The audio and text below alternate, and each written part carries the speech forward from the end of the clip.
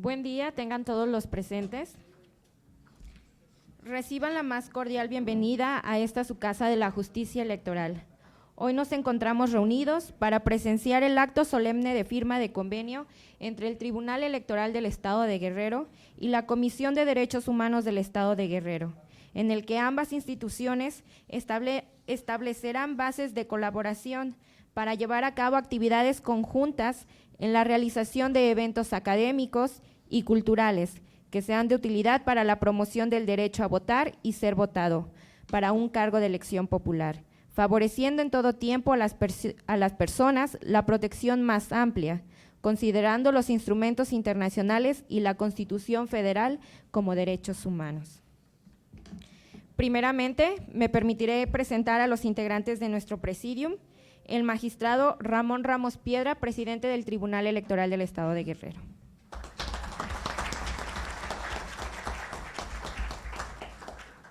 El licenciado Ramón Navarrete Magdaleno, presidente de la Comisión de Derechos Humanos en Guerrero. El maestro Román Jaimes Contreras, tercer visitador general de la Comisión de Derechos Humanos. El maestro Alejandro Paul Hernández Naranjo, secretario general de Acuerdos del Tribunal Electoral. La magistrada Olimpia Godínez Viveros, presidenta del Tribunal de Justicia Administrativo. La licenciada Violeta Carolina Parra Reinada, en representación del licenciado Florencio Salazar Adame. Y por supuesto, nuestro ponente del día de hoy, el licenciado Javier Santiago Castillo. Bienvenidos sean. También contamos con la presencia del licenciado Alejandro Astudillo Eziquia, en representación del gobernador, el licenciado Héctor Antonio Astudillo Flores.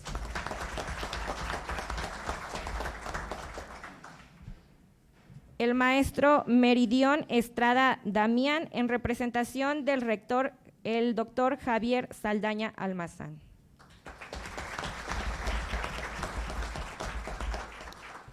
El licenciado Ignacio Javier Murguía, fiscal especializado en combate a la corrupción.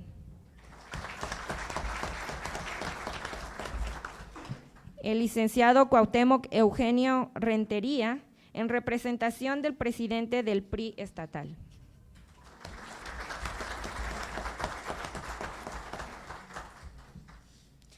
Y todos los demás, aquellos que no haga mención, también sean bienvenidos y reconocemos la presencia de cada uno de ustedes.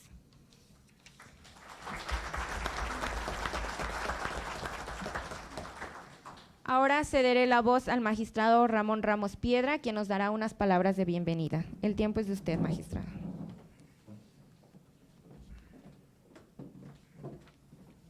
Muchas gracias, Alma. Buenos días tengan todos ustedes.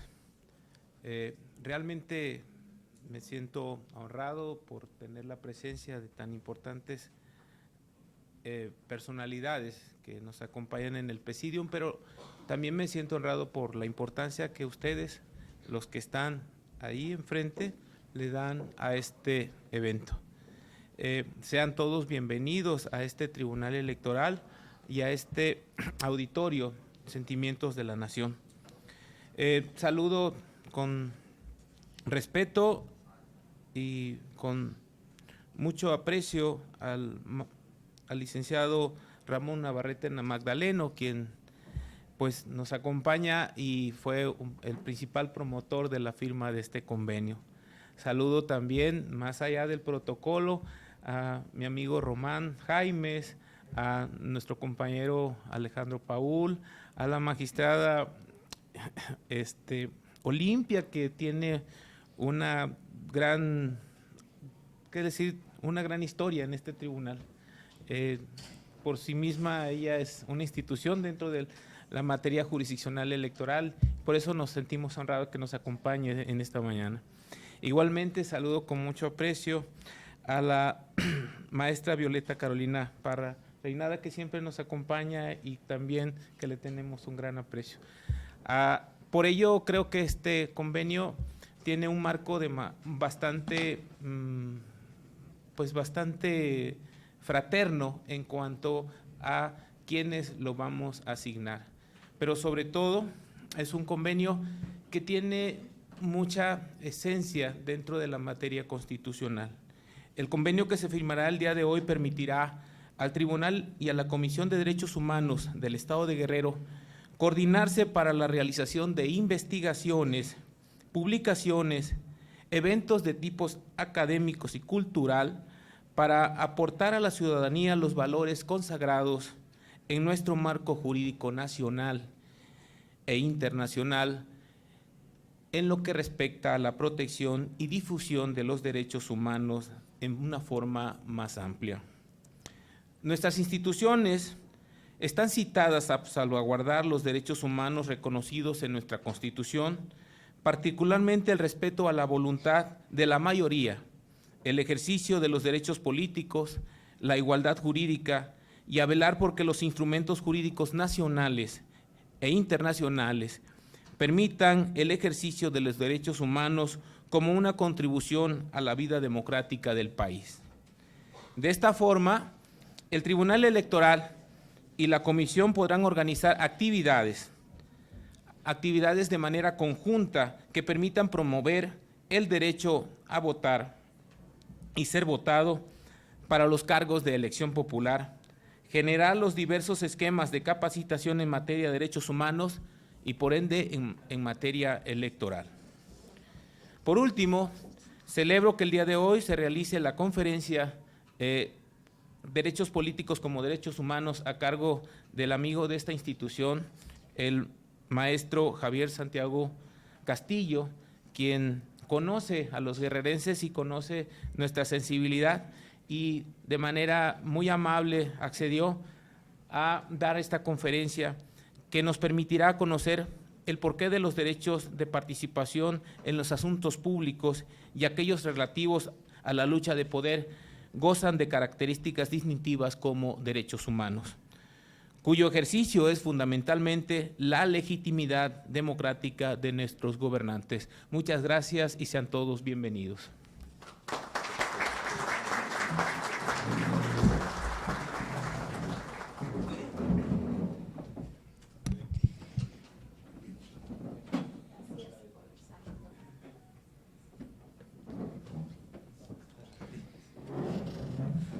Ahora daré el tiempo al licenciado Ramón Navarrete Magdaleno, quien nos ofrecerá unas palabras. El tiempo es de usted.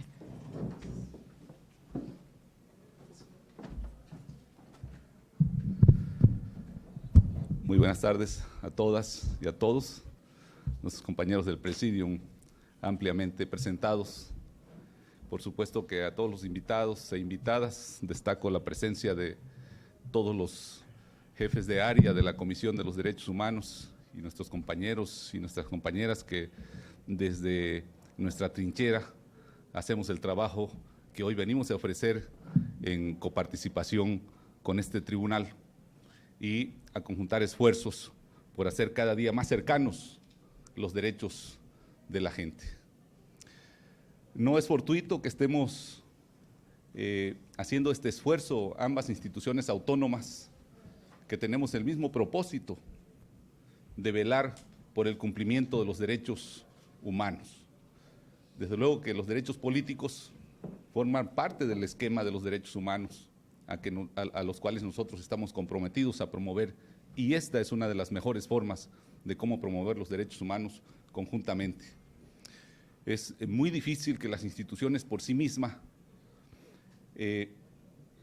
tengan a cuestas una tarea tan importante, tan compleja, de velar por el respeto de los derechos de todos.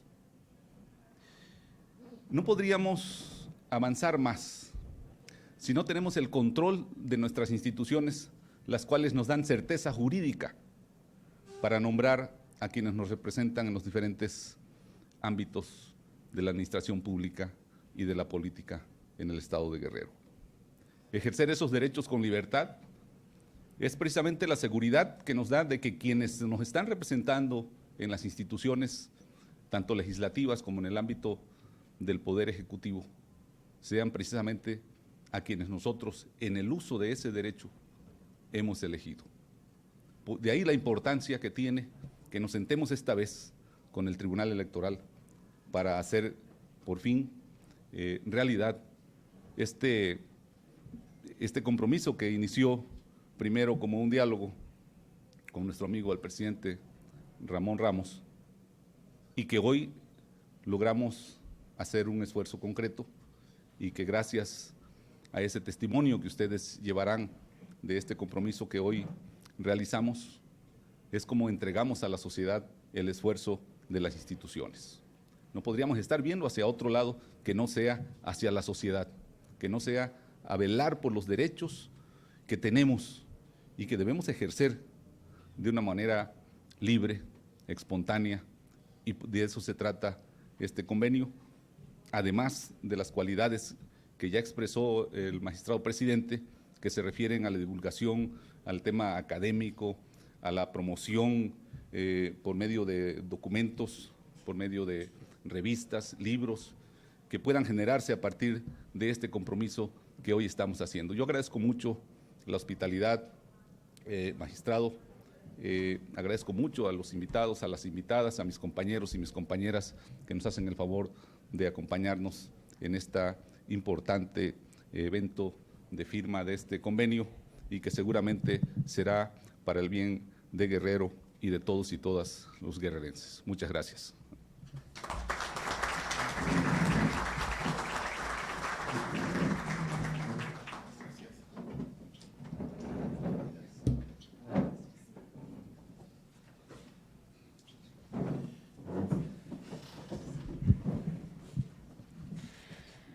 Porque una sociedad no puede progresar en complejidad a menos que progrese en solidaridad.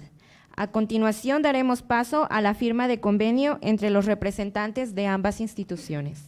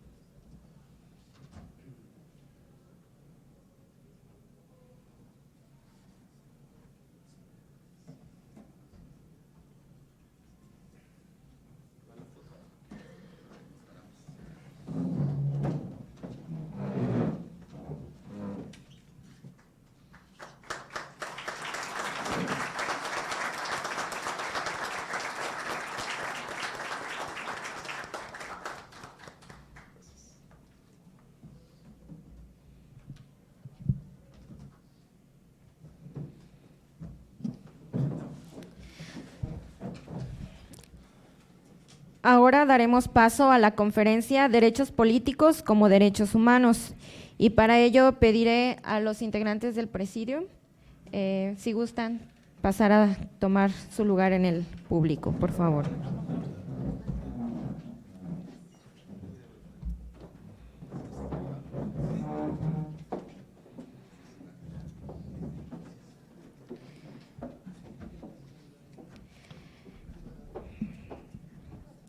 Para continuar, me permitiré dar lectura a la semblanza curricular de nuestro ponente del día de hoy.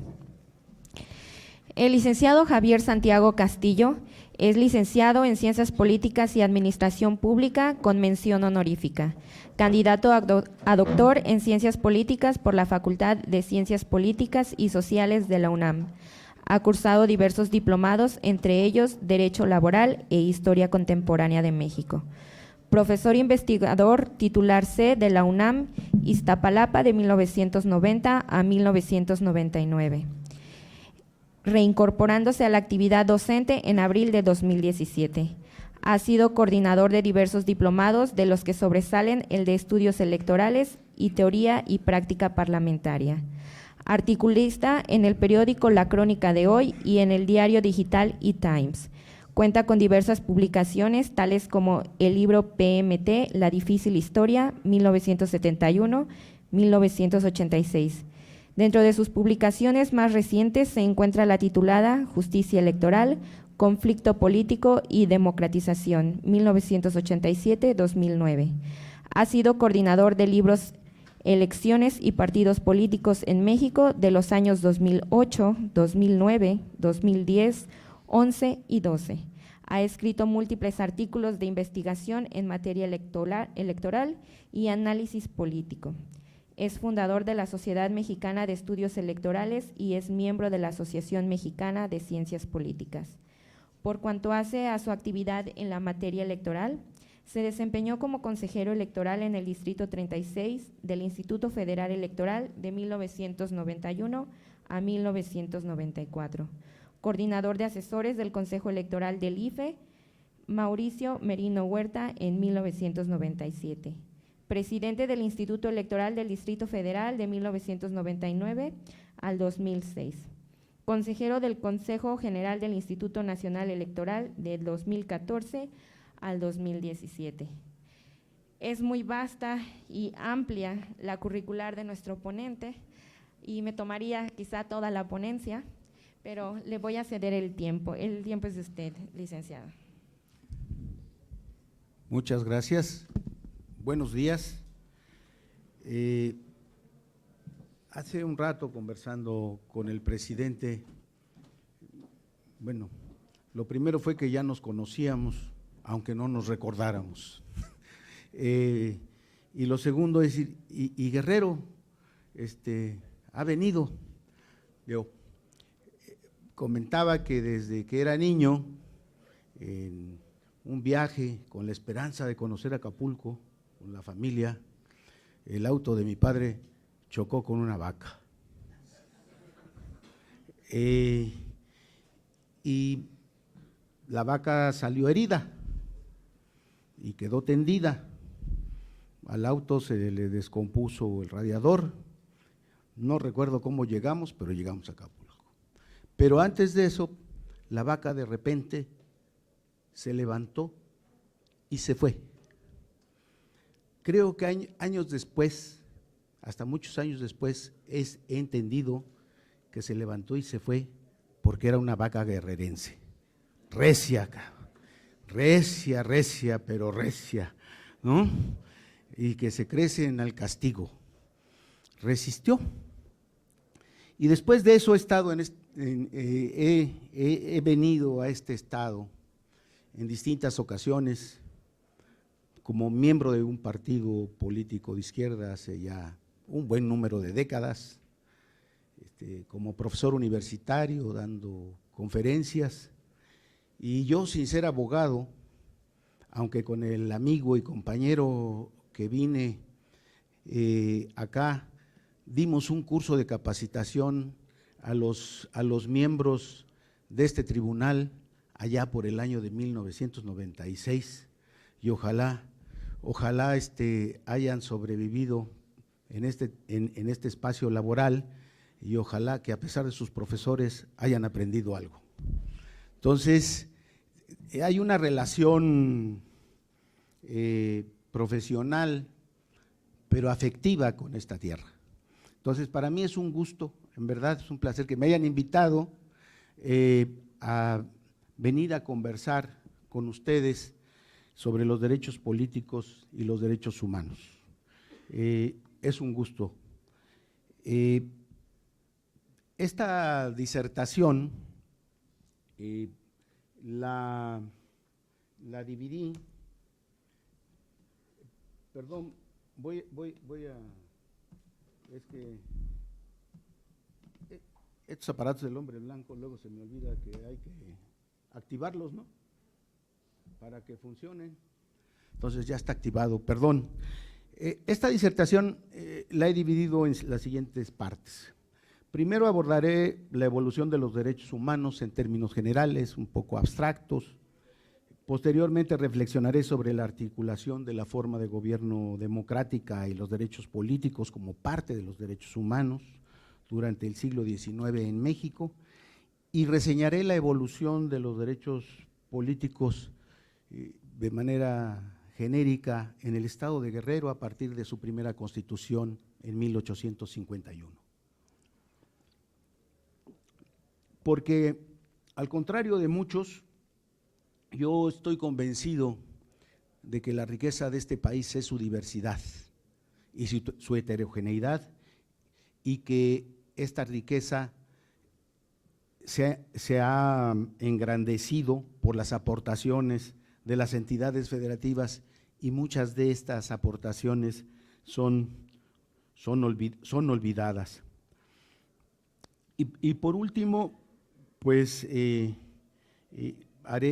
intentaré hacer algunas conclusiones y algunas ideas en general. Pero tengo que confesar algo de mi ignorancia. Este libro lo compré ayer. Andaba yo de curioso por la librería y lo compré ayer. Está editado este año, o sea, es un libro muy reciente. Alcancé a hojearlo,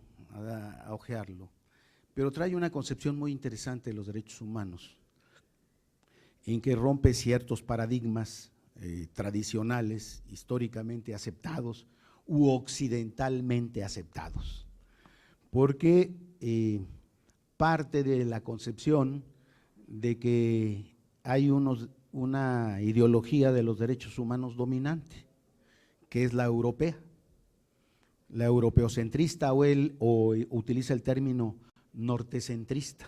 O sea, y entonces pues le principié a dar de vueltas al asunto, y creo que hay algo de verdad, o hay algo de gran verdad en esta nueva clasificación y tipología que hace de los derechos humanos, que vale la pena reflexionar. Y en un país tan heterogéneo como el nuestro, creo que es válido, porque dice, bueno, hay distintas visiones y concepciones de la realidad social, de lo que es el ser humano, dependiendo de la cultura. ¿Qué es el ser humano para la cultura occidental a la cual pertenecemos o estamos influenciados? ¿Qué es el ser humano para la cultura musulmana? ¿Qué es el ser humano para ese mosaico que son las culturas asiáticas? O sea, hay diversas concepciones del ser humano, porque los derechos humanos, el centro de los derechos humanos es el ser humano. Y algo que se me vino a la mente fue los parámetros de belleza, y recordaba yo haber visto hace tiempo documentales en África, donde en los labios, en el maxilar inferior, se ponen unos platos para hacer crecer. Deben de besar delicioso, hay abundante labio. Entonces, para hacerse crecer los labios. Desde la perspectiva occidental, eso sería una violación de los derechos humanos. Pero culturalmente para ellos es total y absolutamente aceptado. Entonces, y me disculpo por mi ignorancia, porque si hubiera yo tenido tiempo hubiera leído el libro completo, porque es toda una nueva concepción. Yo no tengo temor a confesar mi ignorancia, porque yo creo que es más lo que ignoramos que lo que conocemos. Y en esta lógica de compartir conocimiento, el compartir dudas o compartir el desconocimiento nos va a llevar también a adquirir nuevos conocimientos al realizarnos preguntas, y a su vez por la búsqueda de las respuestas, y luego si encontramos algún tipo de respuesta. Entonces, partiendo de esta idea, yo le he dado un poco de giro a la exposición que traigo preparada, porque es una exposición, digamos, un tanto cuanto tradicional, y el encontrar esta lectura de casualidad me ha hecho pensar y reflexionar algunas cosas de manera distinta. Pero vamos a iniciar. Los derechos humanos pueden definirse desde la perspectiva esta occidental como el conjunto de prerrogativas y libertades que se reconocen a toda persona por naturaleza, los cuales resultan indispensables para el desarrollo integral del individuo que vive en una sociedad jurídicamente organizada. En ellos prevalecen principios como la libertad, universalidad, justicia, equidad, tolerancia, y solidaridad. En los estados modernos esto ha sido reconocido como garantías individuales en sus normas jurídicas, tal fue el caso también de nuestro propio país. Pero aquí hay un detalle: los derechos humanos son un producto en el mundo occidental moderno. O sea, la Revolución Francesa, la Revolución de Independencia de Estados Unidos, son los hechos históricos fundamentales en los cuales nacen estos derechos humanos. Pero también estas ideologías dominantes le ponen un límite a lo humano, a la definición de lo que es humano. Porque con toda y Revolución Francesa, con todos los derechos que otorgó la Constitución estadounidense al momento de nacer este país, ponía un límite. Los esclavos no eran humanos. Los negros no eran humanos. Los indígenas norteamericanos no eran humanos. No tenían derecho a tener derechos que tenían los hombres blancos. Y esto se va a transmutar, se va a transmitir al asunto de los derechos políticos. Hay un límite, históricamente hay límites a los derechos políticos como derechos humanos. ¿Y quién define esos límites? Las élites dominantes. Son las élites dominantes las que definen los límites de los derechos humanos y hasta dónde llegan estos. Y bueno, desde mi perspectiva, podríamos decir que los derechos humanos son los que le otorgan dignidad a las personas, entendiendo dignidad en el sentido de su raíz latina, dignitas, que a su vez proviene de dignus, que significa merecedor. O sea, tener dignidad es ser merecedor. Y yo me puse a pensar, ¿pero merecedor de qué? Merecedor de respeto. De respeto a pensar diferente, de respeto a poder expresar lo que se piensa, de respeto a tener una preferencia, el día de hoy a tener una preferencia sexual, el respeto a vestirse como uno quiera, el respeto a peinarse como se le antoje a uno la gana, ¿no? Entonces, la dignidad es ser merecedor de respeto que nos da una calidad como ser humano. Aunque esta dignidad es entendida y definida históricamente. Como decía yo hace un momento, los esclavos no tenían dignidad, los negros no tenían dignidad. Los chinos en nuestro país, a principios del siglo pasado, que inmigraron para construir el ferrocarril en el norte o para los campos de cultivo en Baja California, no tenían dignidad, no eran poseedores de dignidad, no eran merecedores de respeto a su categoría de ser humano. Ahora, la evolución de los derechos humanos a lo largo de la historia, desde esta concepción occidental, se han dividido por generaciones. Hay diversas generaciones en la clasificación de los derechos humanos. En la primera generación, que ese es un asunto relevante, están los derechos políticos.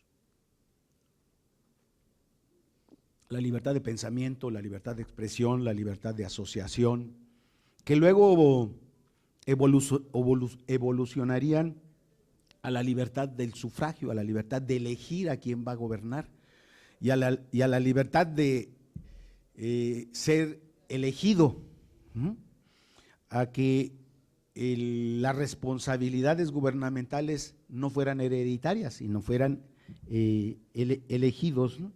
Entonces, los derechos humanos realmente nacen con los derechos políticos, antes que otros como derechos humanos, ¿no? Los derechos humanos de segunda generación pues vienen a ser fundamentalmente los derechos sociales que se van ganando en función del desarrollo de la sociedad industrial, pues va obligando a que los trabajadores tengan ciertos derechos a una jornada laboral de 8 horas, no tengan que trabajar 16 horas, ¿no? El origen de la prisión y de la fábrica es el mismo. Ahí vivían los trabajadores, ¿no? Ahí comían, ahí dormían, ahí procreaban. Entonces, pero se van adquiriendo derechos también, que hay otro aspecto muy importante, que es el derecho a la vida privada. Al salir los trabajadores de las fábricas y tener un lugar donde vivir, por modesto, pobre, miserable, lo que fuera, se escinde la vida privada de la vida comunal que se tenía en los centros de trabajo. También se adquieren derechos a la salud, a la vivienda. O sea, los derechos sociales son los derechos de segunda generación. Y en este campo, nuestro país pues es precursor, pues, derivado de ¿qué? Hoy es el aniversario del asesinato de nuestro general Zapata, ¿no? Derivado de la Constitución de 1917, que establece estos derechos sociales, y yo creo que muchos de las nuevas generaciones desconocen que la primera constitución en el mundo que estableció los derechos sociales fue la mexicana. La Constitución de Weimar de 1919 fue posterior, 2 años, pero fue posterior. Pero es una consecuencia de la revolución el que estos derechos sociales quedaran plasmados en la Constitución, que además no era el proyecto de Carranza,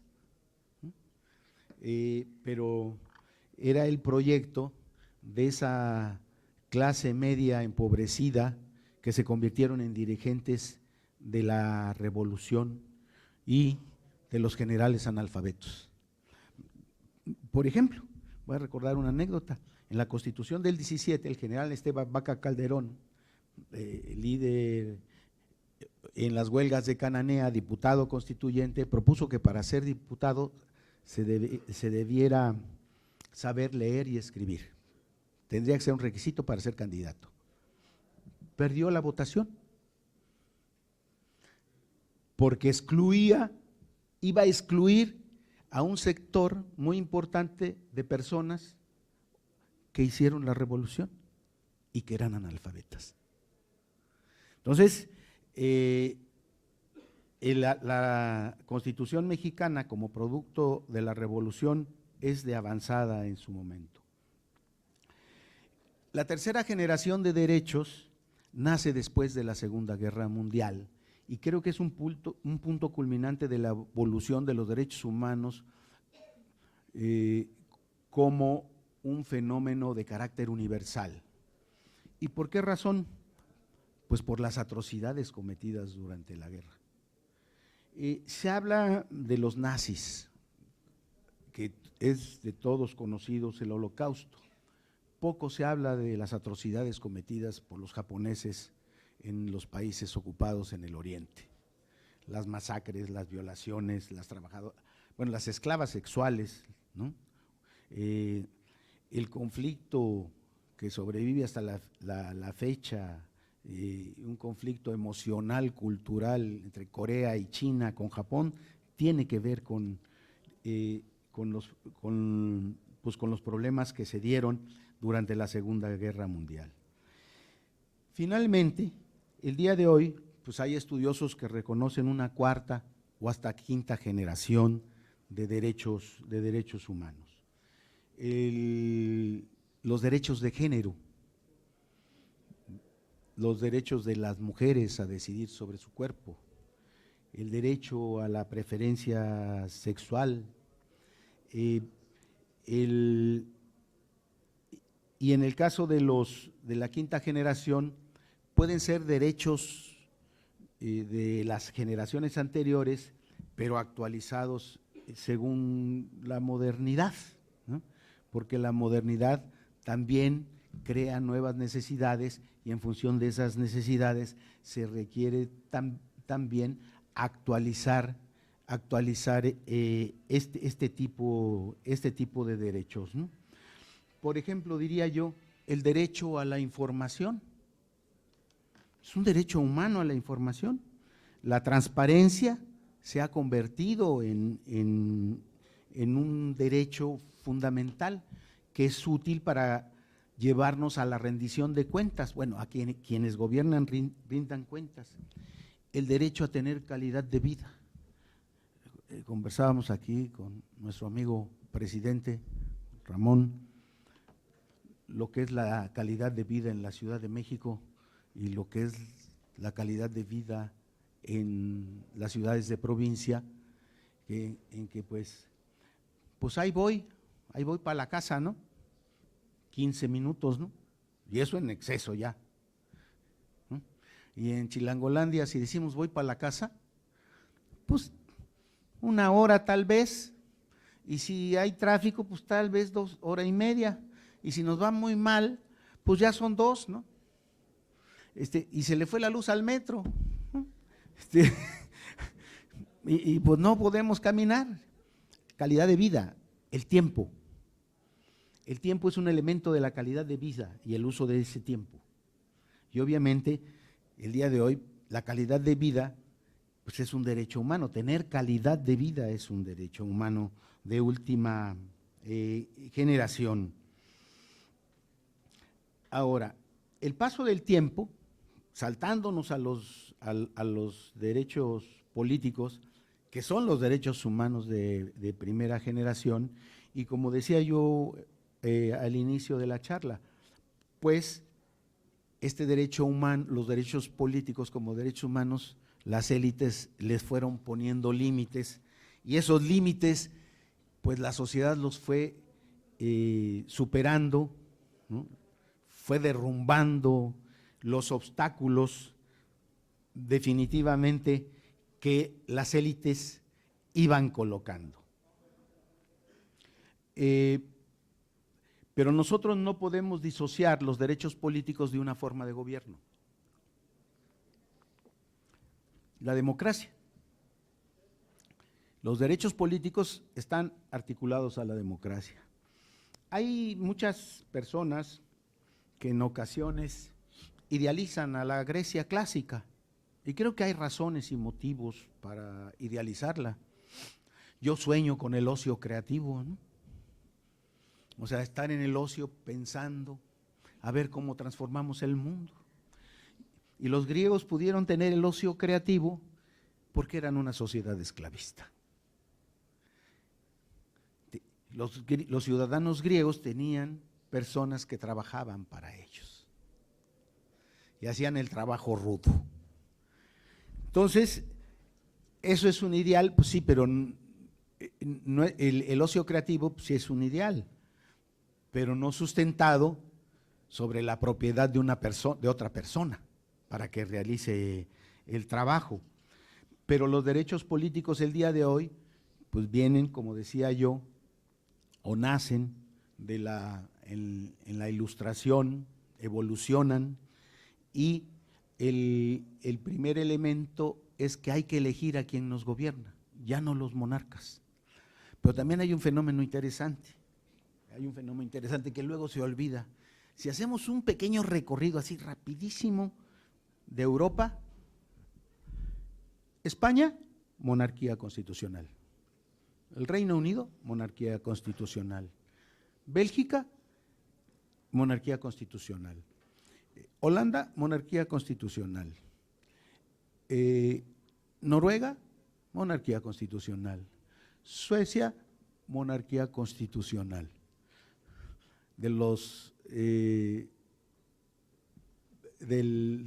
la vieja Europa, solo Francia e Italia y Suiza, ¿no?, digamos, son repúblicas, tienen gobiernos de carácter republicano. En las otras naciones, los monarcas siguen siendo jefes de Estado, no jefes de gobierno, son monarquías constitucionales parlamentarias. Y Europa del Este es otra historia, porque Europa del Este tiene otro origen contemporáneo en sus formas de gobierno. Al caer el muro de Berlín, se transforman en algunos son regímenes autoritarios, ¿no?, lindando con totalitarios todavía en algunos casos, ¿no? Entonces, ¿a qué me quiero referir? Hay límites todavía establecidos por las élites en democracias que nosotros consideramos modelo y también las consideramos como democracias consolidadas. ¿Quién elige a la reina Isabel? Al rey Felipe, que debe estar muy preocupado porque le pidieron que pida perdón, pero yo tengo la impresión que no le debe de preocupar mucho ya. La tormenta mediática pasó en una semana.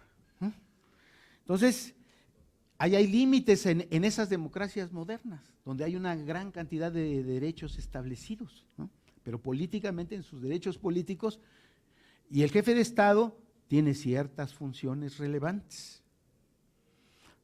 Tal vez el más significativo y tal vez más conocido sea el del Reino Unido, sobre todo por algunas series de televisión, Crown, por algunas películas recientes sobre Winston Churchill, ver cómo funciona la burocracia de la monarquía, ¿no?, y cómo el monarca representa la unidad de la nación y en momentos de crisis juega un papel fundamental.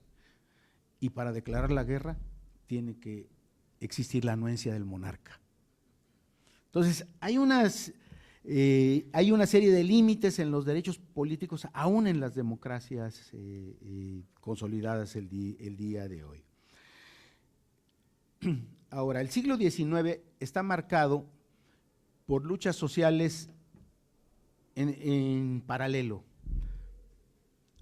La lucha por lograr los derechos sociales, la lucha por lograr los derechos políticos y las luchas de las mujeres por lograr la igualdad en los derechos políticos. Y también la lucha de las mujeres por lograr una participación en la vida económica y social. O sea, en siglo XIX se dan en paralelo todas estas luchas con distinta intensidad, dependiendo de cada país. Ahora, en el caso de nuestro país, nosotros somos origen de movimientos armados, de revoluciones. Guerrero sabe algo de eso, ¿no? La guerra de independencia no se puede entender sin el estado de Guerrero, ¿no? El último reducto, ¿no?, la última trinchera, el baluarte más importante en los tiempos aciagos de la derrota después del fusilamiento del generalísimo Morelos, ¿no? La llama encendida por la independencia, pero la independencia que quería una república, no quería una monarquía. O sea, si hay un origen de la república es aquí está ese origen. Hay un antecedente, sí, para los derechos, la Constitución de Cádiz, que otorga algunos derechos a votar por los ayuntamientos, a que obliga a que y hay un crecimiento importante de ayuntamientos en el México colonial derivados de la Constitución de Cádiz. Se constituyeron alrededor de 800 ayuntamientos. ¿Y qué relevancia tienen estos ayuntamientos? La creación de una naciente clase política local. Ahí es donde nace la clase política de México, en los ayuntamientos. En estos ayuntamientos, en medio de la guerra de independencia, pero también en medio de la guerra están los sentimientos de la nación y la Constitución de Apatzingán, donde desde mi perspectiva, Morelos es el fundador del Estado mexicano, pero de un Estado con una forma de gobierno republicana, con división de poderes, con sus particularidades, con derecho al sufragio, que además es sumamente relevante la Constitución de Apatzingán, y la Constitución de 1824 refrenda estas disposiciones. Todo mundo tiene derecho a votar, independientemente de su situación económica o de su identidad étnica, aunque no lo dijera así la Constitución. O sea, podían votar no solo los criollos, podrían votar los mestizos, podrían votar los miembros de las castas. Entonces, se suprime la esclavitud. El voto es universal masculino. Después vendrán limitaciones, las élites irán imponiendo limitaciones, pero en el nacimiento de los derechos políticos está este derecho al sufragio inicial, aunque la elección de los gobernantes sea indirecta. Pero en la base hay voto universal, hay igualdad para ejercer este derecho al sufragio y en consecuencia para ser elegido. Y no hay requisito tampoco de saber leer y escribir para votar. Entonces, esta es una coincidencia afortunada, o más bien es una secuencia entre la Constitución de Apatzingán y la Constitución de 1824. A partir de 1828, pues el país sufre periodo de inestabilidad aún como República Federal y va a culminar con un triunfo parcial y temporal de la visión centralista en 1835 y con la expedición de las 7 leyes constitucionales, en donde ahí los derechos se limitan, los derechos establecidos en la Constitución del 24 se limitan. Aunque antes de pasar a eso hay un detalle que es relevante. La Constitución del 24 no establece los requisitos para adquirir la calidad de ciudadano, sino delega en los estados esta atribución de definir los requisitos que definan la calidad de ciudadano. Y no es un asunto menor, porque desde mi perspectiva, ahora yo digo que los profesores somos los que estudiamos, tenemos que estudiar porque tenemos que exponer y luego frente a los alumnos tenemos que exponernos al ridículo y para no exponernos al ridículo, pues entonces estudiamos. El asunto es que nacemos realmente como confederación. La Constitución del 24, aunque establece una república federal, tiene rasgos de confederación que quedará en los estados. Esto nos da una gran diversidad y voy a poner unos ejemplos. Chiapas, para ser ciudadano había que tener 20 años o 18 si eran casados. Chihuahua, la ciudadanía a los 18 años cumplidos y casados a cualquier edad. Coahuila y Texas, 21 años y casados a cualquier edad. Durango no establece edad para ser ciudadano, pero no son ciudadanos los sirvientes y los analfabetos, en las constituciones locales de 1824.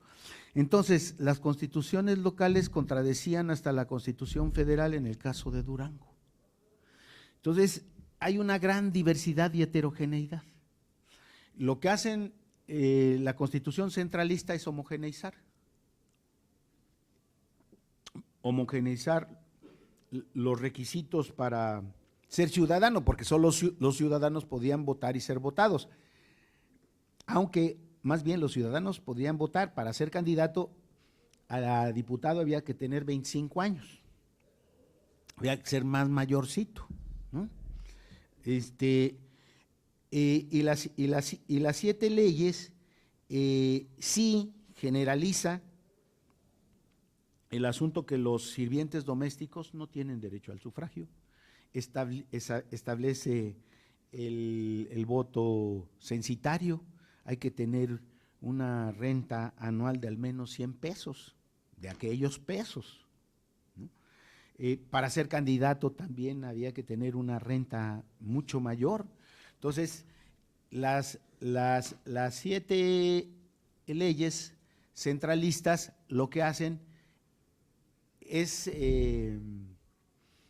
limar los derechos políticos, los derechos que se ganaron con la guerra de independencia, porque ¿quién sostuvo la guerra de independencia? Digo, la culminó el ejército realista encabezado por Iturbide en un pacto con los insurgentes, sí, pero los que resistieron 11 años de guerra, pues fue el pueblo analfabeto, los mestizos, los esclavos, los miembros, los miembros de la plebe, para decirlo en términos genéricos y en lenguaje de la época, ellos, y entonces se les limitan nuevamente los derechos porque hay una visión elitista de la democracia. Porque no se podía decir que no había elecciones, pero se limita el derecho de la mayoría de la sociedad para poder sufragar. Después de esta constitución centralista, pues hay intentos federalistas nuevamente en 42, en 47, que son constituciones que realmente no logran entrar en plena vigencia. Es hasta la Constitución de 1857 en donde se definen con claridad los derechos políticos. Pero hay un aspecto social, económico, que tiene consecuencias para los derechos políticos muy relevantes. Es la separación de la Iglesia del Estado, primero la desamortización de los bienes eclesiásticos y su posterior nacionalización. Es básico para la ampliación de los derechos, ciudadanos, porque se saca a una corporación como es la Iglesia del juego político. O bueno, si no se le saca, al menos se le arrincona un poco, ¿no? Porque la Iglesia nunca ha estado fuera de la política y además tienen una habilidad para caer parados en todos los cambios y las transformaciones sociales y políticas que se dan en el mundo, ¿no? Entonces, y la Constitución del 57, esa sí ya se convierte en una hija legítima de la Ilustración francesa, de los derechos consagrados en la Constitución estadounidense. Porque además los requisitos para ser ciudadano que estaban dispersos en las constituciones de los estados quedan definidos en la Constitución de 1857, que estuvieron vigentes muchos años, llegaron hasta la Constitución del 17, 21 años o 18 si se es casado, ¿no? Son las condiciones. Pero además hay una cuestión conceptual muy peculiar. La vecindad se confundía con ciudadanía, eran conceptos imbricados y que se fundían y se confundían, no eran conceptos disociados y claramente definidos unos de otros, ¿no? Digamos, está el Estatuto Provisional del Imperio, que hay derechos políticos. El único derecho político que tienen los ciudadanos hay voto directo para elegir a los ayuntamientos durante el imperio de Maximiliano. De ahí para el Real, el emperador decidía a los prefectos, a los subprefectos, a los tenientes, todos los funcionarios gubernamentales del imperio eran elegidos o designados por el emperador, excepto los ayuntamientos, que eran electos por voto directo y universal. Porque al menos en ese nivel hay, digamos, un avance.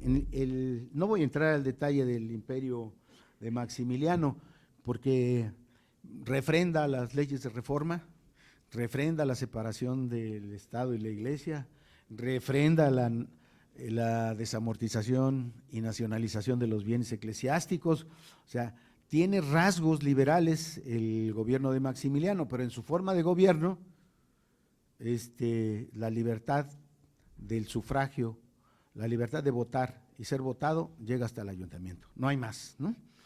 El estado de Guerrero, bueno, aquí no voy a venir con el asadón de palo a casa del herrero, ya todos saben cuándo surgió el estado, pero la Constitución de 1851 establece la clasificación de los habitantes del estado. Para ser ciudadano del estado se requería ser vecino, tener 18 años de edad, siendo casado, y 20 soltero. Tenía que estar inscrito en el registro civil de su lugar donde residía, y para ser diputado del estado se requería ser ciudadano mayor de 25 años. En el caso de la Constitución de Guerrero de 1862 se estableció un sistema de elección directa para la elección de diputados, retomando lo planteado en la Constitución de 1857, donde la elección de los diputados era directa, no era indirecta. Era indirecta la elección de los senadores, no, en la del 57 fue unicameral. La elección de los senadores era indirecta según la Constitución del 24, y la del presidente igual, y la Constitución del 57 sigue manteniendo la elección indirecta, en el caso del presidente de la República también. La Constitución de Guerrero de 1880, la reforma, la ciudadanía cambia y son mayores de 18 años siendo casados y 21 años. Esto de los 21 años viene de la tradición clásica de Grecia, que la ciudadanía se alcanzaba a los 21 años. Ahora, yo tengo una hipótesis respecto a estos criterios tan disímbolos que se tenían para la ciudadanía en las constituciones federal y estatales de 1824. Creo que tenía que ver con la composición de la pirámide poblacional de cada entidad federativa. Debe haber existido entidades federativas con personas muy jóvenes, sobre todo las menos pobladas, ¿no? O estados con poblaciones más maduras, más equilibrada la pirámide, ¿no? Y entonces ahí los 18 y 21 años son donde prevalecería el criterio, pero en las otras de los casados a cualquier edad, pues es que, bueno, y también el trópico es el trópico, ¿no? Y el temperamento en el trópico no es el temperamento de donde hace frío, ¿no? Entonces, creo que son aspectos socioculturales y poblacionales los que definían la edad. En el caso de la Constitución del 17, la Constitución local, pues replica ya replica la Constitución Federal y replica también la Constitución del 17 replica en los derechos ciudadanos la de 1857. El siglo XX, bueno, el siglo XX pues nace con la Constitución de 1817. Tal vez lo más relevante en la transformación de la forma de gobierno es que desaparecen las elecciones indirectas. Todos los cargos de elección popular van a ser electos vía el voto universal, secreto y directo. Se terminó con las elecciones indirectas. Ese es un aspecto. Y hay un detalle ahí olvidado en la historia. En 1911, la ley electoral de 1911, después del triunfo maderista, o sea, la primera etapa de la revolución, las primeras elecciones después de la caída de Porfirio Díaz, aparece la palabra partidos políticos. Los ciudadanos podrían organizarse en partidos políticos. La libertad de asociación encuentra un cauce en una figura muy concreta, que son los partidos políticos. Entonces, son los dos aspectos substanciales. Bueno, y hay otro, que es una herencia del siglo XIX, lo que hace poco tiempo se puso de moda en nuestro país, así como una gran novedad, las candidaturas independientes. Cualquiera podía ser candidato. Y formar un partido según la ley electoral de 1918 era algo sencillísimo. 100 firmas. No hacía falta más para formar un partido político nacional. Y obviamente no había financiamiento, ¿no? Público para los partidos en ese momento. Entonces, hay definitivamente una ampliación de derechos. No, de ninguna manera voy a ser eufemístico en este proceso, ¿no? O sea, después de la revolución vivimos un régimen autoritario en que la definición de un régimen autoritario es que tiene toda una formalidad jurídica que otorga derechos, pero son derechos que no se pueden ejercer a plenitud. No se puede ejercer a plenitud la libertad de pensamiento, la libertad de expresión, la libertad de asociación política, la libertad de elegir y ser electo. No se podían ejercer a plenitud. No voy a entrar al detalle de las etapas del proceso de la transición a la democracia y eso. Simplemente en términos generales, eso fue lo que pasó. Los derechos estaban constitucionalmente establecidos. Nuestra definición de democracia no tiene igual en el mundo. El artículo 3º constitucional, ¿no? Es un ideal a alcanzar, ¿no? La democracia no solo como una forma de gobierno, sino para alcanzar el mejoramiento permanente económico y social del pueblo. O sea, no tiene igual, pero hasta el día de hoy sigue teniendo déficit. Voy a iniciar teniendo claro esto, pues puede haber distintos momentos, mencionaré algunos. 1977-78, la reforma política abre la posibilidad de ampliar la pluralidad política y de la libertad de asociación en partidos políticos. El 1.5% de la votación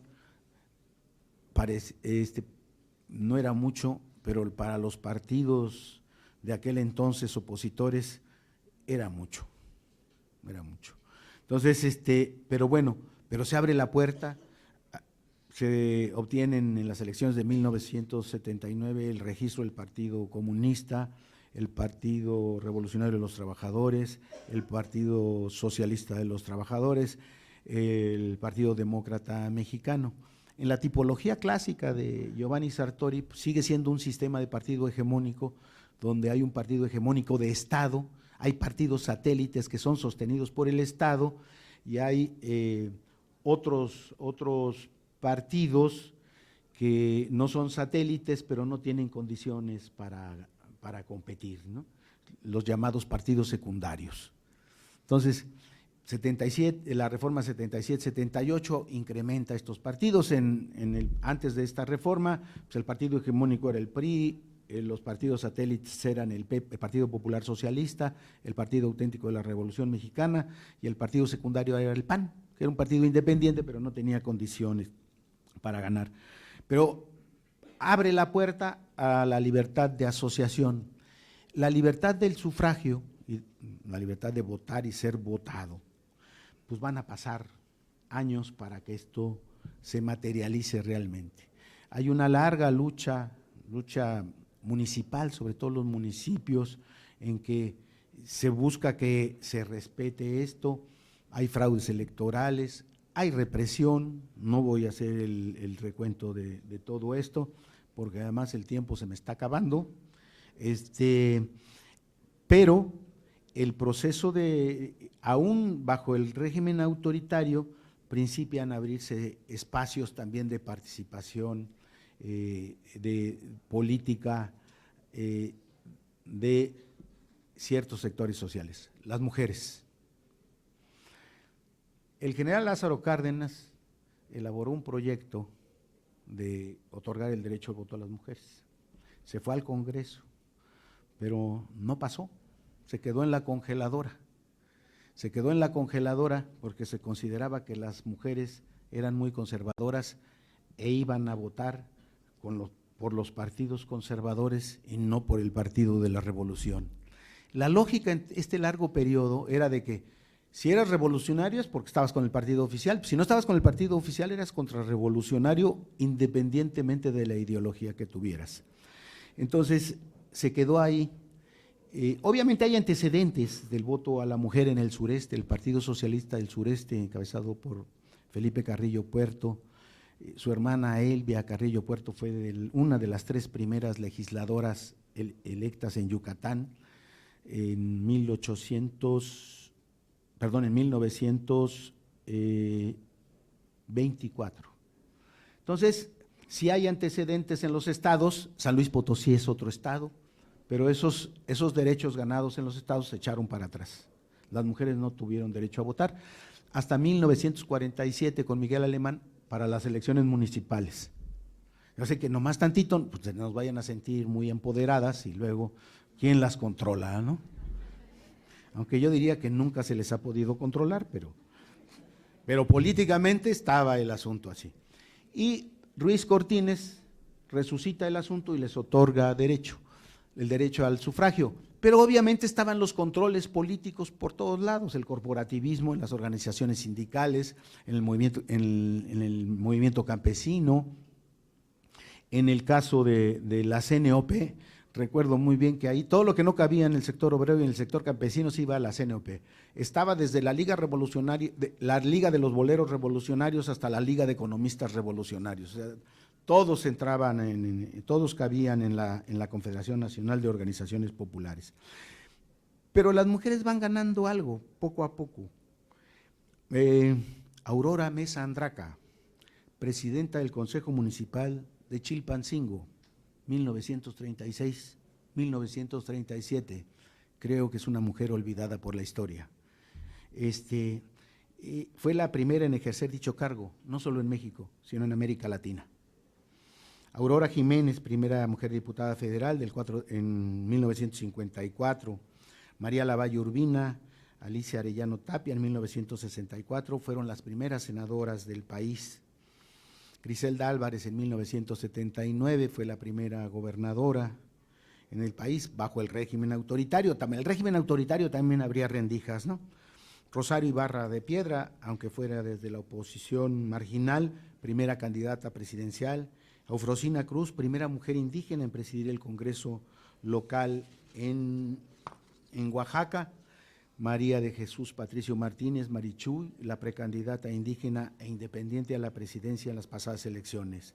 Entonces, hay una evolución de los derechos que van abriendo brecha, pero definitivamente, desde mi punto de vista, hay un momento jurídico y hay un momento de la realidad política. El momento jurídico es la reforma electoral de 1996, donde se logra la autonomía plena del IFE, se saca, el gobierno federal sale definitivamente de la organización de las elecciones, y 1997 es el inicio del fin de un régimen y es el nacimiento de otro régimen.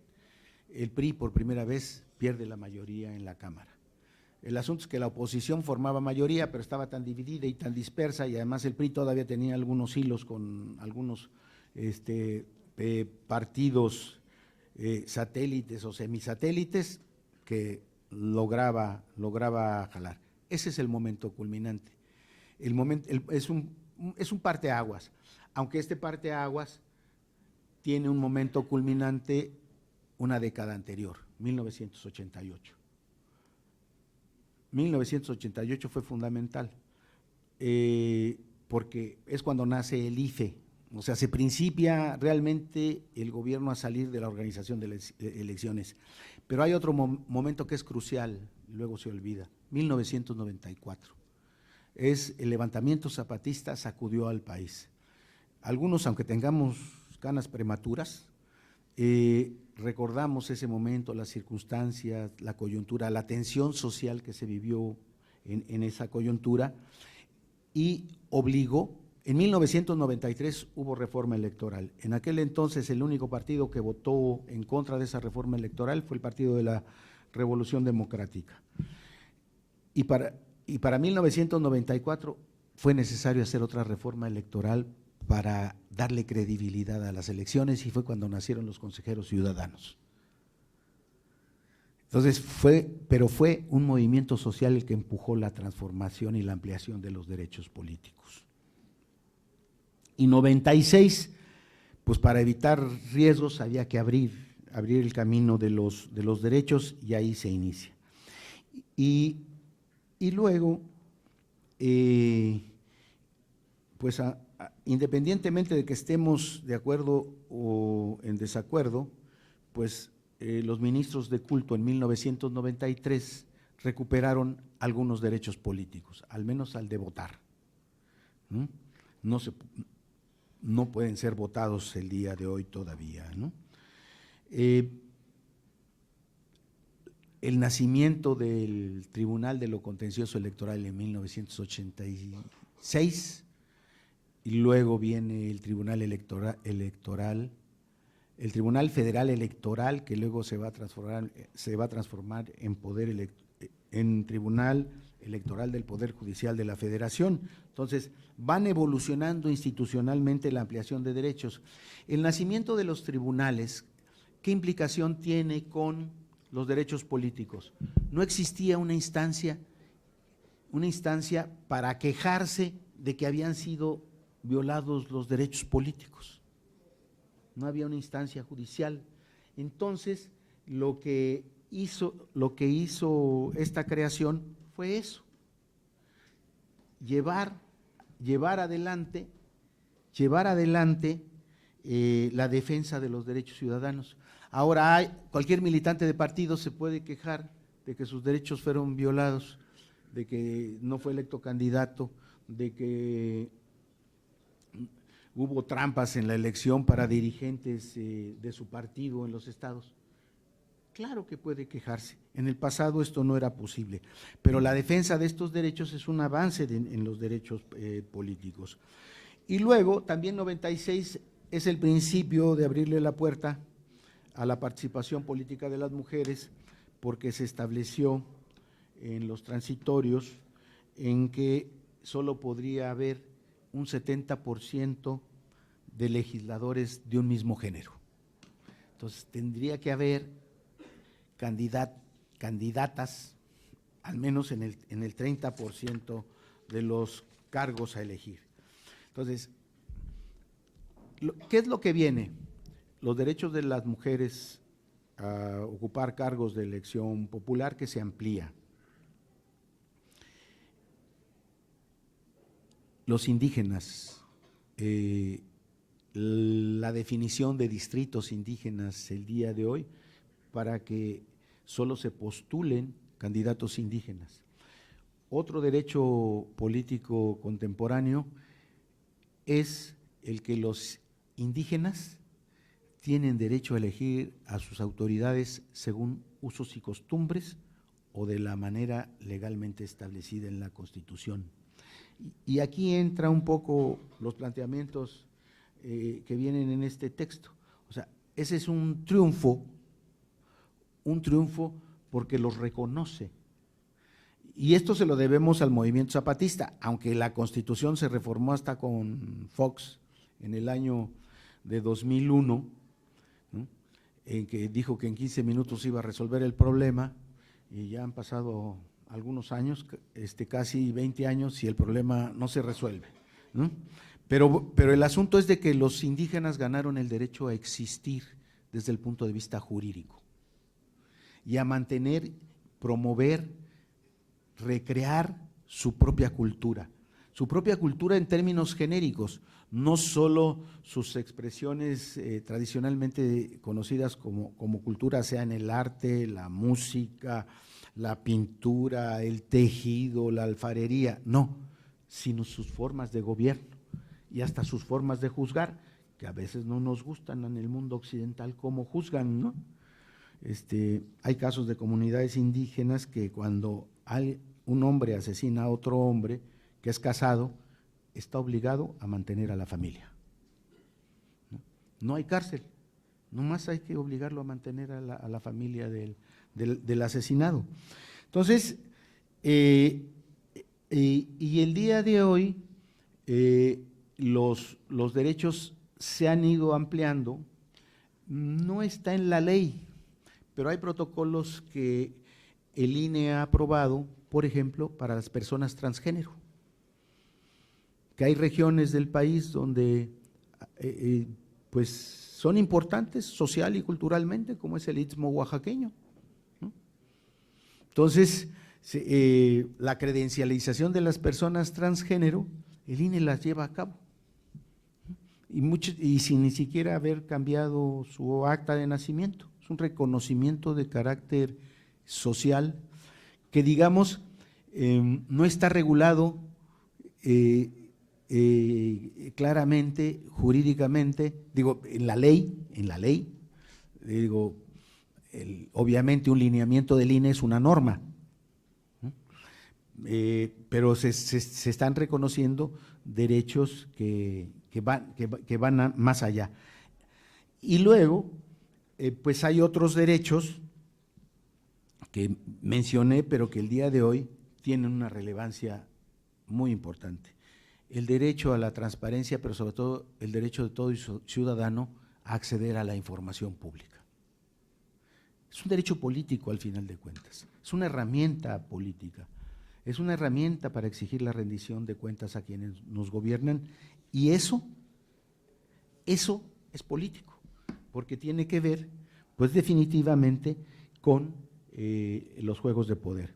Las iniciativas ciudadanas, las iniciativas de leyes, las consultas populares, que en muchos casos están reguladas jurídicamente, la libertad de expresión y de difundir opiniones. Creo que el día de hoy pues es una libertades en las cuales se ha dado un gran avance, aunque luego sea uno descalificado por fifí, ¿no? Pero pues no importa, pues pues los presidentes creo que también tienen derecho a la libertad de expresión, ¿no? Tienen derecho a equivocarse, tienen derecho a meter la pata, pues también, o sea, es parte de la libertad. Entonces, el derecho al voto el día de hoy se ejerce con libertad. Ha habido personas transgénero u homosexuales que son candidatos, que son abiertos, sin problema ni conflicto. Digo, aunque no seamos ningún país europeo donde todavía no tenemos ningún, al menos públicamente, ningún presidente homosexual, ¿no? Allá tienen sus primeros ministros homosexuales y nadie se espanta de nada, ¿no? No hay discriminación por discapacidad. Las instituciones electorales han buscado facilitar a las personas con discapacidad. Me voy a echar un speech que a lo mejor suena soberbia. En el IEDF se inventó la mascarilla braille, aunque el IFE y luego el INE presuman que fueron ellos, eso no es cierto. No hicieron ningún reconocimiento, así como muchas otras cosas en los estados que se produjeron como innovaciones. Entonces, se busca que las personas con capacidades diferentes puedan ejercer sus derechos políticos, donde se puede haber rampas, hay rampas, las mamparas son movibles, o sea, entonces, los derechos políticos o las facilidades para ejercer los derechos políticos se han ampliado enormemente, lo cual nos lleva a llegar a una conclusión contundente. Los derechos que tenemos el día de hoy están muy lejos de los derechos que teníamos en 1917, en la Constitución de 1917, los derechos políticos, porque tal vez sobreviven los derechos a votar y a ser votado, el derecho de petición y el derecho a asociarse y a reunirse pacíficamente con cualquier objeto lícito. Son los derechos que sobreviven de la Constitución del 17, pero si nosotros los comparamos con los del día de hoy, hay una distancia grande. Para concluir, quiero decir que la realidad lacerante que vivimos en el país limita nuestros derechos políticos. La violencia de la delincuencia organizada, la violencia derivada de la descomposición social, en que se han perdido las redes sociales, no las electrónicas, no, las redes sociales, la familia, los amigos, el barrio, la comunidad, el pueblo, la identidad local, lo que nos hace sentirnos parte ¿no?, de un colectivo, son un límite al ejercicio pleno de nuestros derechos políticos. Por aquí traigo el dato, no lo ubico ahorita, sobre los asesinados en las últimas elecciones. Es un número relevante, ¿no?, de ex servidores públicos, servidores públicos. Entonces, creo que es el gran reto que tenemos nosotros para que sobreviva la democracia, para que sobrevivan nuestros derechos políticos, terminar con la violencia, lo que nos lleva también a la corrupción derivada de la colusión de autoridades con la delincuencia organizada y hasta con la no organizada, con todo tipo de delincuencia. Pero ahí todos tenemos que buscar contribuir con nuestro pequeño grano de arena, planteando el problema.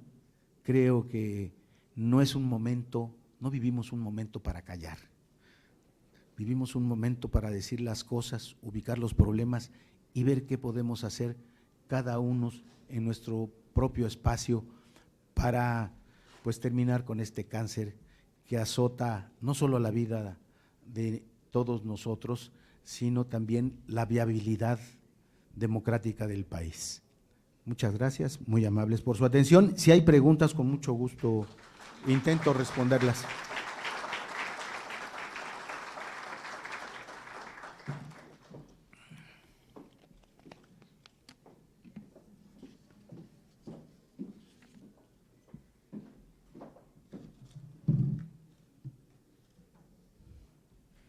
Les acaban de pasar unas hojas para alguna pregunta. ¿Alguien tiene preguntas? Favor de hacerlas llegar con los compañeros.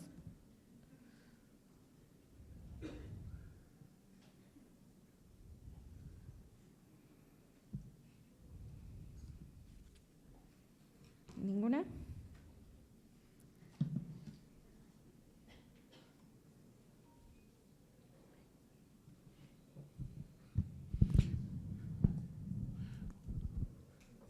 O alguien que sea el amo del falsete. Igual, si no quieren escribirla, les paso el micrófono. ¿Sí? Servidor, de la Secretaría de Asuntos Indígenas. La verdad les agradecemos mucho al Tribunal Electoral y la Comisión de Derechos Humanos que nos hayan hecho la invitación de estar aquí presentes en este evento y escuchar a tan gran personalidad como don Javier Santiago para que nos pueda platicar sobre los derechos políticos y como derechos humanos.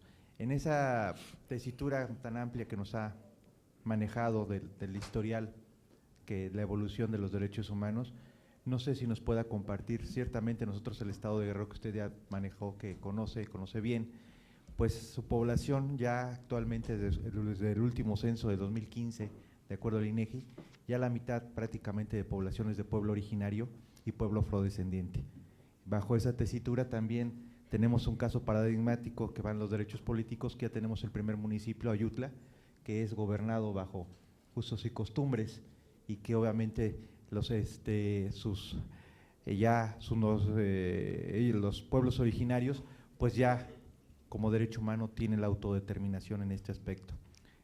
Obviamente con esta amplia margen de población que incide ciertamente en el tema que nos ocupa, tenemos muchos ayuntamientos que la mayoría de población son de pueblo originario. Ciertamente nosotros acabamos de iniciar como estado con este caso paradigmático, otros estados ya tienen expertise en esto, pero ¿qué nos puede decir de su perspectiva, desde su conocimiento, para que nosotros como estado que acabamos de iniciar con estos trabajos podamos evolucionar con mucho más sensatez, con mucho más prudencia y sobre todo sobre los casos ya realizados en otros lados? Ojalá me podría compartir su conocimiento al respecto. Gracias. Bien, el primer estado que reguló la participación política indígena fue Oaxaca, antes que a nivel nacional, a nivel federal. O sea, les reconoció a los pueblos su derecho a elegir según sus usos y costumbres. Yo creo que esa es una experiencia a la cual habría que voltear los ojos, porque la diversidad, uno piensa que Oaxaca son mixtecos y zapotecos, eso es falso, porque hay diversas subgrupos étnicos y hasta con idiomas distintos. El día de hoy la Constitución reconoce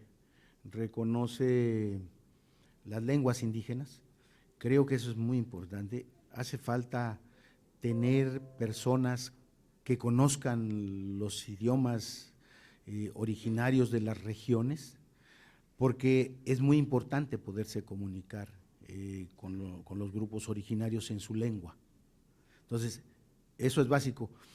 A mí me tocó convivir en mi tiempo de presidente del Instituto Electoral del Distrito Federal con el presidente de Oaxaca, pero ese hablaba dos lenguas indígenas, Cipriano Flores Cruz, hablaba dos lenguas indígenas. Entonces, es un reto realmente el preparar, tener un equipo, pero aquí creo que también hay una ventaja, pues los jóvenes de esos lugares. Hay que recurrir a los jóvenes de esos lugares, porque hasta, miren, en el ámbito electoral, de la organización electoral, los capacitadores son de la zona, siempre. Y en las zonas de alta delincuencia, pues tienen que ser de ahí, pues para que los conozcan. Y en estas zonas que tienen su propia complejidad, y si son jóvenes de la misma zona, conocen la cultura. Porque la forma de comunicarnos no es la misma, no es la misma. Y tenemos conceptos distintos. A ver, nuestra cosmovisión de naturaleza, la nuestra, occidentalizados, yo chilango que soy flor de asfalto, ¿no? O sea, es una. Bueno, la de un indígena que no ha salido de su entorno durante generaciones es otra. Es otra. Entonces, por eso lo mejor es que sean personas del lugar. Luego, yo creo que como una contribución también a que sobrevivan los idiomas autóctonos, hay que preparar materiales en los idiomas autóctonos. Que ese es otro gran reto, porque muchos los hablan, pero no lo escriben. Es otro problema. Que ese es otro gran reto. Aquí se considera alfabeto al que sabe leer y escribir en español, pero ¿y si sabe escribir en su lengua? O sea, esa es una limitación al derecho humano a tener una lengua materna. La lengua materna en nuestro país no necesariamente es el castellano. ¿Por qué tiene que ser a fuerza el castellano? Porque es la lengua dominante y es la lengua de las élites, ¿no? Entonces, creo que el buscar a las personas originarias ayuda, pero hay que capacitarlas, hay que formarlas. O sea, desde el trabajo indígena, creo que aquí sería conveniente, sería idóneo que firmaran un convenio con el Instituto Electoral del Estado, que hace un trabajo de campo, que tiene que, bueno, no queda más remedio que también buscar al INE, porque ellos se encargan de la capacitación electoral el día de hoy, según la legislación, pero la educación cívica está en manos del instituto local. Entonces, para buscar que estas tradiciones sean respetadas. Ahora, en los estados que tienen población indígena, las elecciones locales de usos y costumbres las organizan los institutos locales. Pero a mis ex colegas del INE, si el espíritu centralista les gana, capaz que la traen en cualquier momento y van a enfrentar problemas que creo que va a ser muy difícil que puedan resolver. Pero creo que hay que buscar la interacción institucional para enfrentar estos retos, porque también, pueblo chico, infierno grande, a veces los conflictos en los pueblos chicos son muy complicados y tienen un agravante más. Hay conflictos que tienen siglos, por el agua, por la tierra, por el que me vio feo su tatarabuelo, vio feo a mi tatarabuelo, ¿no? Su tatarabuelo vio feo a mi tatarabuelo. Y hay algo que es novedoso, el reconocimiento de los derechos de los afrodescendientes.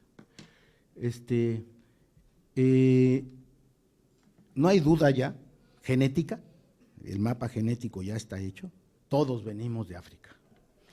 Pero quienes tenemos algo, el pelo chino, digo, yo alguna vez tuve chinos, tenemos ascendencia africana de tercera generación, cuarta generación o hasta de segunda generación, ¿no?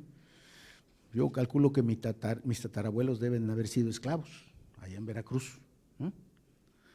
Entonces, este es un reconocimiento de un grupo étnico olvidado durante siglos, que además está más presente entre nosotros de lo que luego nos imaginamos, porque hubo esclavos negros hasta en las minas del norte del país, allá donde todos creemos que son güeros y altos, ¿no? Pues no lo son tanto, también hay champurrado también por aquellos rumbos, ¿no? Entonces, que ese es otro reto. Yo la verdad desconozco el mundo de los afrodescendientes a pesar de ser un afrodescendiente, ¿no? Entonces, desconozco el mundo, no, sería hablar sobre cosas que no sé. Lo que más he hecho es pasar por Yanga allá en Veracruz, ¿no? Además, el primer levantamiento por la independencia fue en Yanga, y luego pues ir a conocer el pueblo donde nació mi madre, ¿no? O sea, pero es lo más que he hecho, que en los límites con Oaxaca, pero hasta ahí. Entonces, desconozco ese mundo y sería una irresponsabilidad opinar sobre un mundo que desconozco. El mundo indígena lo conozco un poco más porque además mi participación política se inició en el movimiento campesino y luego también trabajé como promotor rural en Nayarit con los coras, los huicholes, o sea, conozco un poco más, ¿no? Entonces, pero el mundo de afrodescendientes sí lo desconozco. Creo que habría que volver al origen y darse una vuelta, y ver cómo han sobrevivido culturalmente. Y seguramente hay hasta dialectos y formas de comunicarse particulares, ¿no? Y formas de gobierno, porque además los libertos formaron comunidades independientes aún durante la colonia. O sea, los esclavos que lograban escapar. Entonces deben tener tradiciones de autogobierno también. Pero eso lo deduzco de la historia, pero no lo conozco. No, de nada. Hay una pregunta más para nuestro ponente. Es de Marina Reina Aguilar, de la Asociación Guerrerense contra la Violencia hacia las Mujeres. Su pregunta es: ¿cuál es el papel de nuestros gobernantes para garantizar los derechos humanos frente a los problemas actuales de violencia y delincuencia organizada que vulnera el ejercicio pleno de los derechos humanos, cuando muchas veces se ven rebasados? El papel de los gobernantes es esencial. Esencial porque tienen el poder, porque tienen el uso de la fuerza legítima. Creo que a mí no me gusta hacer leña del árbol caído, pero no puedo dejar de hacer referencia al pasado reciente. Yo, desde el punto de vista politológico, desde hace muchos años sostenía que la corrupción era un adhesivo del sistema, ¿no? Porque creaba complicidades, acuerdos. Desde Porfirio Díaz, ¿no? Dejo que robes, pero tienes que estar de acuerdo conmigo. Si robas y estás en desacuerdo conmigo, hasta la cárcel puedes ir a dar, ¿no? O sea, una mecánica del sistema, ¿no? Pero la verdad, yo cada día me sorprendo más del nivel de corrupción que existe en el país, porque van aflorando cosas, ¿no? Las compras del ISSSTE, ¿no? Lo de Odebrecht, lo del socavón, lo del aeropuerto, y salen cosas de una dimensión increíble. Y lo de la delincuencia organizada, García Luna, el exsecretario de Seguridad Pública, creo que fue el gobierno de Calderón, cuando hubo una masacre de jóvenes en Ciudad Juárez, fue a una reunión con los padres y les reclamó que existía la delincuencia organizada porque tenía base social. Y yo es la definición más clara que he escuchado de delincuencia organizada, la respuesta que le dio un padre que había perdido a su hijo. Le dijo: solo puede haber delincuencia organizada cuando hay apoyo de instancias del Estado. Si no hay apoyo, o sea, la delincuencia organizada no puede existir sin el apoyo de instancias del Estado, sea la policía municipal, sea la policía estatal, sea la policía federal, sea un presidente municipal, un diputado, un senador, un gobernador. Son públicas las historias de gobernadores ligados al narco, ¿no? Entonces, su responsabilidad, su papel es muy grande, su responsabilidad es muy grande. Pero creo que vivimos una coyuntura, sin estar de acuerdo con todo, ni en desacuerdo con todo, vivimos una coyuntura en que podemos empujar cambios, ¿no? Creo que hay un elemento, hay un ambiente de libertad, así, de sentir libertad, que no sentíamos desde hace muchos años, ¿no? Entonces pues ahí están los profesores de la CENTE, están los pasantes, los médicos residentes, que tenían muchos años que no se manifestaban, ahí están. ¿Y por qué no salieron a la calle el año pasado cuando vivieron la misma situación y están saliendo hoy? Sienten que hay libertad para manifestar el desacuerdo, pero creo que nosotros necesitamos utilizar esta libertad para cuestionar a los gobernantes y tratar de limitar, acotar, pues, la corrupción que existe, que quién sabe hasta dónde llega. La verdad, yo me sorprendo cada día que pasa por lo que va saliendo de a poquito en poquito.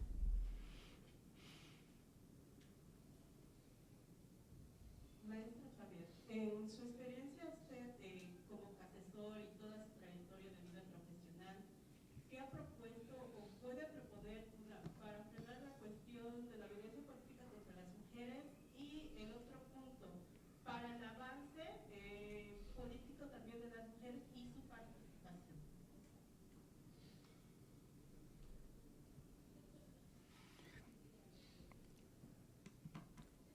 La violencia política contra las mujeres es parte de la violencia contra las mujeres. La violencia en la casa, en el hogar, con la pareja, a veces hasta los hijos ejercen violencia sobre la madre, las hermanas, ¿no? La violencia en la calle, ¿no?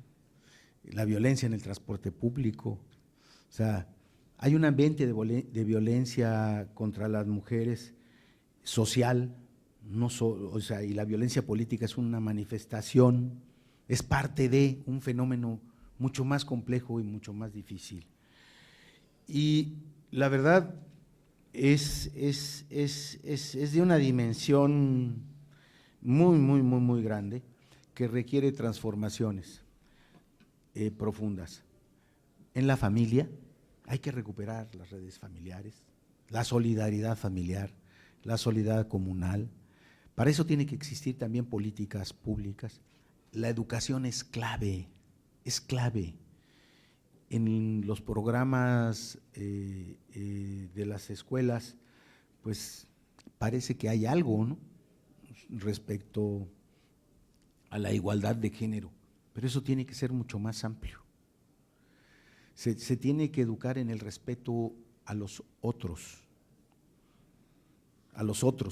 todos, mujeres u hombres, porque si no cambiamos este tipo de relación no va a ser posible, pero es un trabajo de las autoridades federales, sí, de las autoridades estatales, sí, de las autoridades municipales, sí, y de todos nosotros también. O sea, el problema es muy complejo. Si nosotros disminuimos este ambiente de violencia contra las mujeres en la sociedad, la violencia política contra las mujeres va a desaparecer. Lo que pasa, lo digo con todo respeto, pero es mi visión sobre el asunto. Las mujeres que participan en la vida política y son violentadas creen que su problema es el problema de la violencia contra las mujeres. Muchas de ellas creen eso y no se dan cuenta que la violencia contra las mujeres es mucho más amplia, ¿no? Entonces, necesitamos darnos cuenta de eso, pero eso requiere de políticas públicas, gubernamentales y de transformación, una transformación de la conciencia. Y esta transformación de la conciencia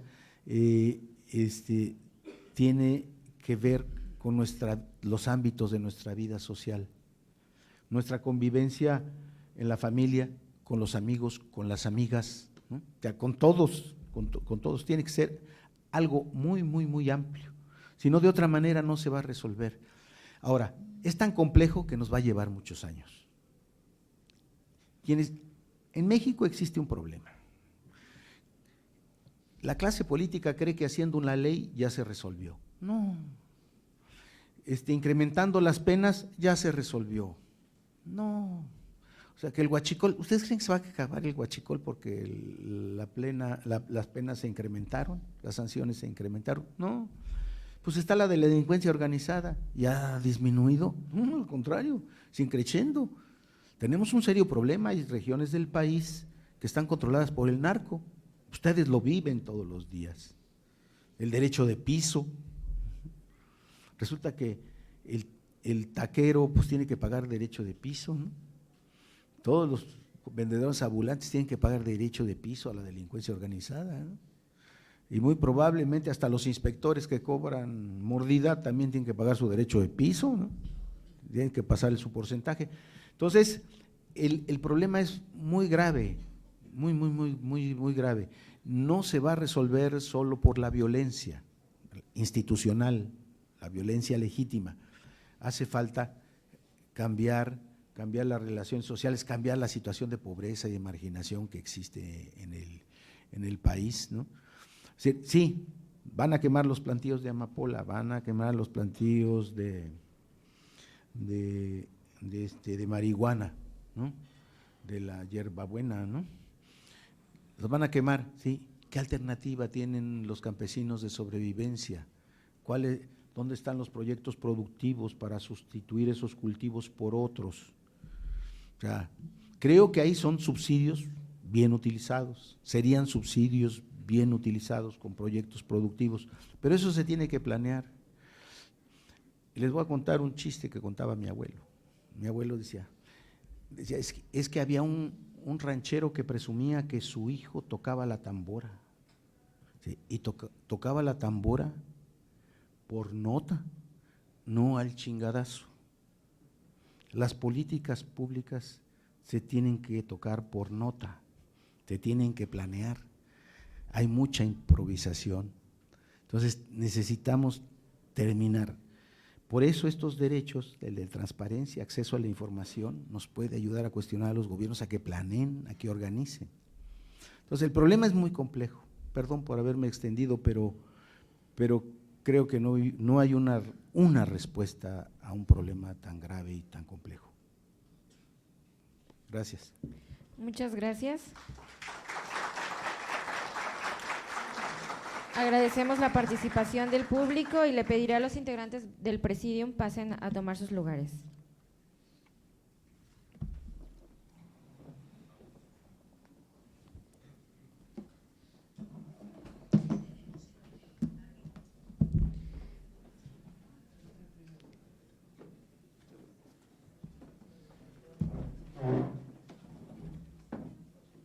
Queremos reconocer la gran aportación de nuestro ponente y para reconocer su participación le pediré a los representantes de las instituciones puedan hacer entrega de un reconocimiento y un presente típico de Guerrero.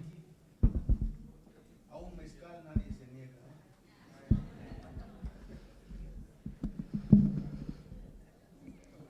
Bueno, hasta allá se amplían los conocimientos de nuestro ponente. Muchas gracias, sin duda muy enriquecedor los comentarios, la profundidad del tema y todo lo que eso conlleva. Nuestro ponente se extendió hasta el fenómeno delictivo que tenemos en nuestro estado y por supuesto que con mucho conocimiento del tema. Me corresponde entregar un modesto reconocimiento a nuestro ponente a nombre de ambas instituciones convocantes, cuyo texto dice lo siguiente. El Tribunal Electoral del Estado de Guerrero y la Comisión de los Derechos Humanos del Estado de Guerrero otorgan el presente reconocimiento al licenciado Javier Santiago Castillo por su destacada participación como ponente en la Conferencia Magistral Derechos Políticos como Derechos Humanos, llevado a cabo durante el evento de firma de convenio de colaboración entre el Tribunal Electoral del Estado de Guerrero y la Comisión de los Derechos Humanos del Estado de Guerrero en el Auditorio Sentimientos de la Nación del Tribunal Electoral del Estado el día 10 de abril del 2019 en la ciudad de Chilpancingo de los Bravos, Guerrero. Atentamente, el maestro Ramón Ramos Piedra, magistrado presidente del Tribunal Electoral del Estado, y su servidor Ramón Navarrete Magdaleno, presidente de la Comisión de los Derechos Humanos del Estado de Guerrero. Con mucho gusto.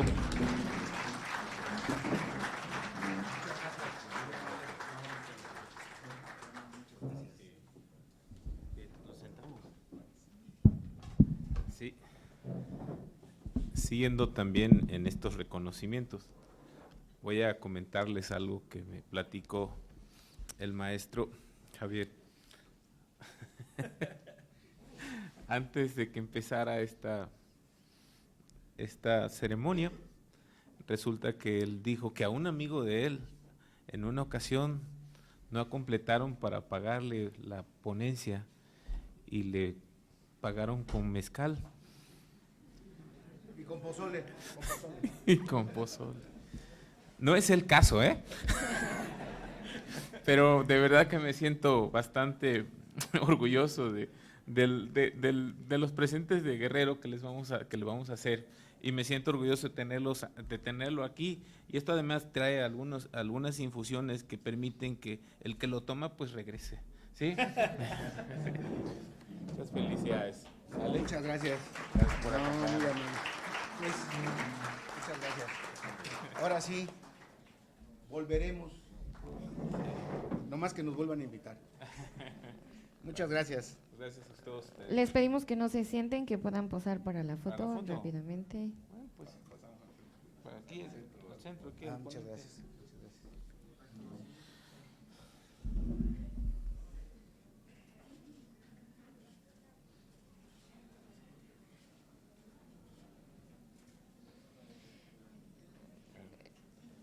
Gracias a todos. A los que forman parte del público, no se retiren. Les vamos a pedir a los del Presidium que puedan bajar para la foto, La foto, grupal, por favor.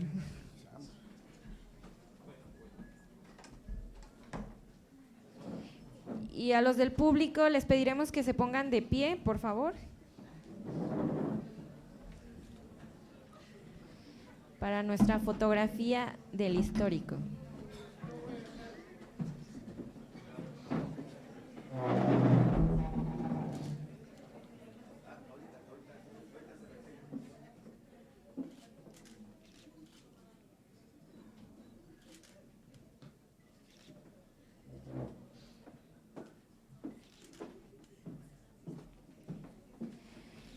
Con este acto damos por finalizada la firma oficial del convenio de colaboración entre el Tribunal Electoral del Estado de Guerrero y la Comisión de Derechos Humanos del Estado de Guerrero.